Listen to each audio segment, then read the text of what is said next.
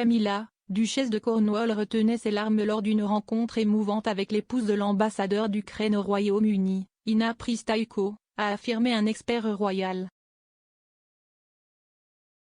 Plus tôt cette semaine, la duchesse a marqué la Journée internationale de la femme en organisant une réception pour célébrer le festival Women of the World, WOW.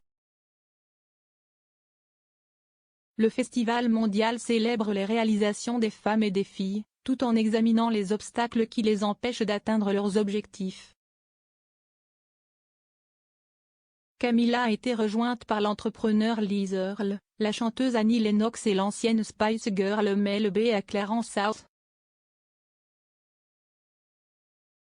Camilla a commencé son bref discours en souhaitant la bienvenue à des dames et une poignée de messieurs très courageux dans sa maison de Londres. Elle a poursuivi, cette année, WOW aura lieu dans 53 pays à travers le monde. Si est vraiment un festival mondial dédié à la présentation du travail des femmes et à la promotion de l'égalité pour les femmes et les filles.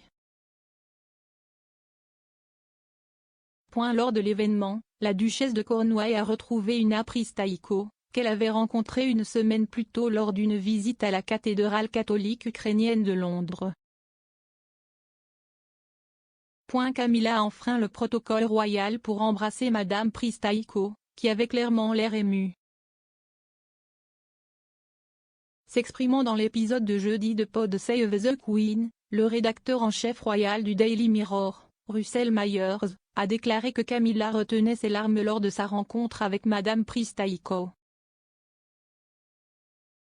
Monsieur Myers a déclaré: si est-il la femme qui avait été photographiée en train d'étreindre Camilla lors d'un événement la semaine dernière.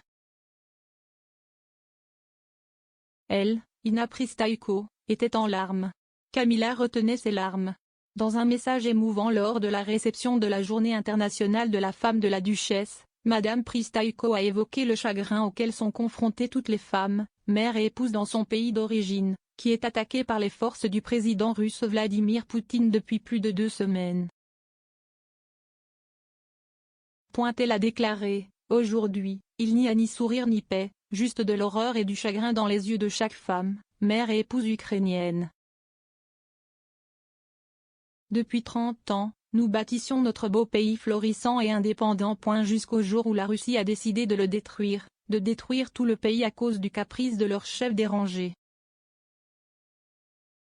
Maintenant, nous devons compter le nombre de morts de notre peuple et regarder leurs enfants effrayés et en pleurs qui sont forcés de fuir leur terre natale avec leur mère et leurs sœurs, laissant leur père défendre notre pays. Elle a ajouté: nous sommes vraiment reconnaissants à la famille royale britannique pour son soutien fort et touchant à l'Ukraine. Myers a déclaré que Camilla avait l'air très émotive lorsqu'elle a retrouvé Madame Pristaiko. Lors de l'événement, la duchesse a évoqué les conditions déchirantes en Ukraine, où la démocratie et la liberté sont brutalement attaquées. D'autres membres de la famille royale ont également fait entendre leur voix après l'invasion russe. Le prince Charles a parlé à plusieurs reprises du conflit. À l'Église catholique ukrainienne, il a expliqué à quel point il avait été ému par les informations faisant état de l'extraordinaire bravoure, générosité et courage de la communauté ukrainienne face à une agression aussi terrible. Le 26 février, le prince William et Kate, la duchesse de Cambridge ont partagé un message personnel sur Twitter. En octobre 2020, nous avons eu le privilège de rencontrer le président Zelensky et la première dame pour connaître leur espoir et leur optimisme pour l'avenir de l'Ukraine.